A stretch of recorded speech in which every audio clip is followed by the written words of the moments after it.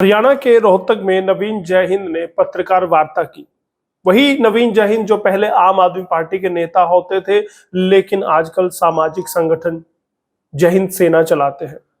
इस दौरान पूर्व मंत्री मनीष ग्रोवर व सांसद डॉक्टर अरविंद शर्मा की दोस्ती पर उन्होंने कटाक्ष किया। उन्होंने कहा कि एक कटोरी व एक चम्मच से खीर खिला रहे हैं। 4 साल तक सांसद कहते रहे कि उनकी नहीं चलती। पूर्व मंत्री का कहना था कि उनके पास कोई समस्या लेकर आता नहीं, उस पर कटाक्ष किया। इसके अलावा उन्होंने पहलवान आंदोलन पर भी काफी तीखी टिप्पणी की है, राजनीति की बात की और उन्होंने क्या क्या बातें कही वो आज के एसएनए में बताने वाला हूं।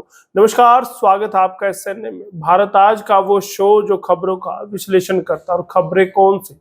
खबरें वो जिन्हें आप जानना चाहते हैं, क्योंकि वो हरियाणा की राजनीति से संबंधित होती हैं, जिसे आप समझना चाहते हैं।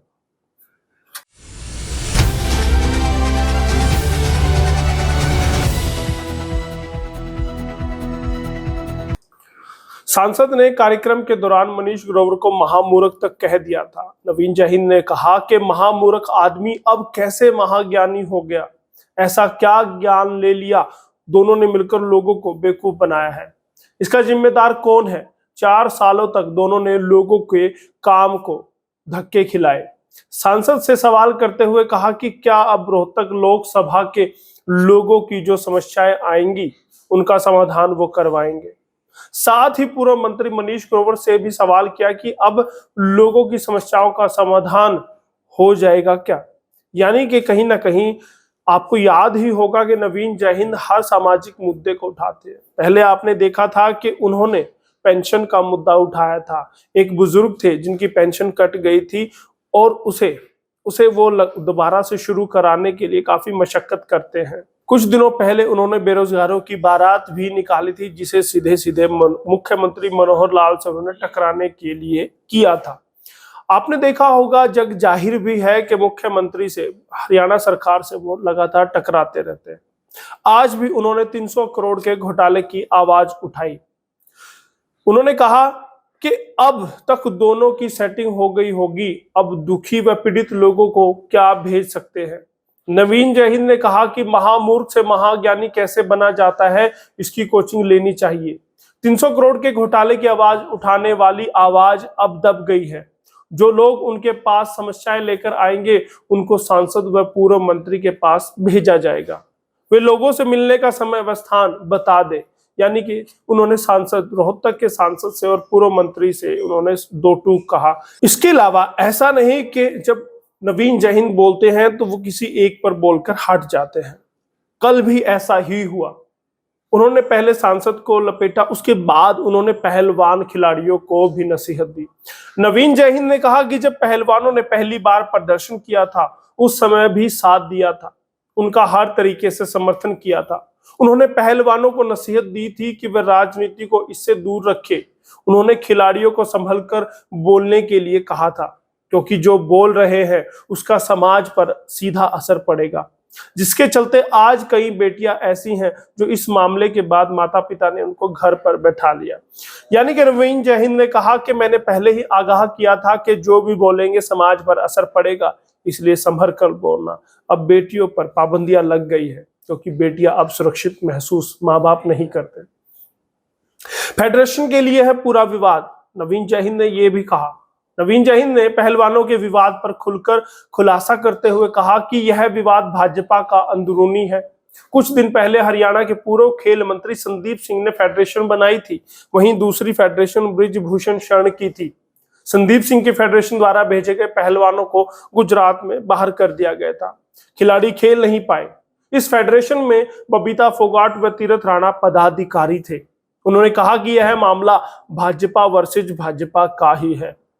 प्रदर्शन करने वाले पहलवानों ने भी कहा है कि धरने की अनुमति भी बबीता फोगाट व तीरथ राणा ने दिलवाई थी। यह मामला पूरा फेडरेशन पर कब्जा करने का है। इसके बाद ही यह आंदोलन चला और आज पहलवान ही आपस में टकरा रहे हैं। पहलवान गलत अखाड़े में उतरे। नवीन जयहिंद ने कहा कि योगेश्वर दत्त राजनीतिज्ञ हैं, दूसरे पहलवान भी राजनीति कर रहे हैं। योगेश्वर ने बिना ट्रायल के चयन की बात कही। यह सच्ची है तो योगेश्वर सही है, अगर उसने झूठ बोला है तो वह गलत है। वही प्रदर्शनकारी पहलवानों की बात सही है तो वे ठीक है, ट्रायल बिना चयन होने से जूनियर खिलाड़ियों का हक छीना जाएगा। प्रदर्शनकारी पहलवानों को देश के अनेक लोगों ने समर्थन किया, लेकिन किसी को बिना बताए अमित शाह गृह मंत्री के घर चले गए थे। पहलवान जब चाहे आंदोलन शुरू और जब चाहे बंद करे।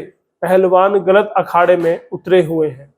राजनीति के अखाड़े में पहलवान चारों खाने चित हो जाएंगे, ये उन्होंने कहा। यानी कि सीधे सीधे तौर पर जो राजनीति हो रही है पहलवानों के साथ या पहलवान कर रहे, उस पर उन्होंने तंज कसा है। राजनेताओं की फुटबॉल बन गए खिलाड़ी। आपस में टकराने वाले पहलवानों ने देश का नाम रोशन किया है। अगर वो कोई दूसरा यह सब करवा रहा है तो सभी राजनेताओं की फुटबॉल ये पहलवान बन गए हैं। यह एक दूसरे पर आरोप प्रत्यारोप का सिलसिला चला रहे हैं। इसका समाज में गलत संदेश जाएगा। यानी कहीं ना कहीं नवीन जयहिंद उस बात से दुखी हैं जब पहलवान लाइव आकर एक दूसरे पर आरोप प्रत्यारोप कर रहे। विनेश फोगाट है, बजरंग पुनिया है, वो योगेश्वर दत्त पर उंगली उठा रहे हैं। यहाँ पर योगेश्वर दत्त उनका पलटवार कर रहे। यानी कहीं ना कहीं समाज में एक गलत मैसेज जा रहा, उसी पर नवीन जयहिंद बोल रहे थे। उन्होंने आगे कहा कि सभी पार्टियां यही चाहती है कि पहलवानों के कंधे पर रखकर बंदूक चलाई जाए। तो यह बयानबाजी चल रही है, वह राजनीतिक भाषा होती है। हालांकि पहलवानों का काम पढ़ना नहीं खेलना है, राजनीति करना नहीं खेलना होता है। यानी सीधे सीधे उन्होंने कहा कि पार्टियां, नेता, राजनेता कहीं ना कहीं इन पहलवानों के कंधे का इस्तेमाल कर रहे हैं। किसान नेताओं की बेइज्जती भी हुई। यहां पर वो शख्स नवीन जयहिंद बिल्कुल खुलकर बोलते हैं कि इस पूरे प्रकरण में, इस पूरे आंदोलन में किसके अपमान हुआ, किसकी बेइज्जती हुई।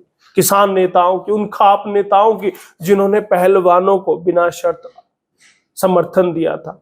पहलवानों के आह्वान पर समर्थन करने के लिए पहुंच गए थे ये खाप चौधरी और किसान।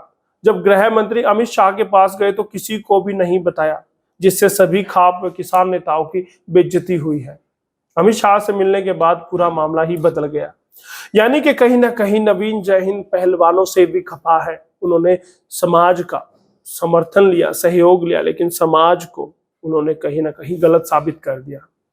अब ये लड़ाई कहां तक जाएगी, क्योंकि पहलवान कह चुके अब सड़क पर, अब रोड पर, जंतर मंतर पर नहीं, कोर्ट में, न्यायालय में अब ये लड़ाई लड़ी जाएगी। क्या आपको लगता है कि पहलवानों के बीच कोई सेटिंग हो चुकी है? क्योंकि गृह मंत्री से मिलने के बाद से ही बदले बदले उनके तेवर थे, ये सारा आंदोलन बदल गया। आपकी क्या राय है कमेंट में बताइए और लगातार बने रहिएगा SNA के साथ। बहुत बहुत धन्यवाद। हरियाणा आज के लिए यशपाल कंच।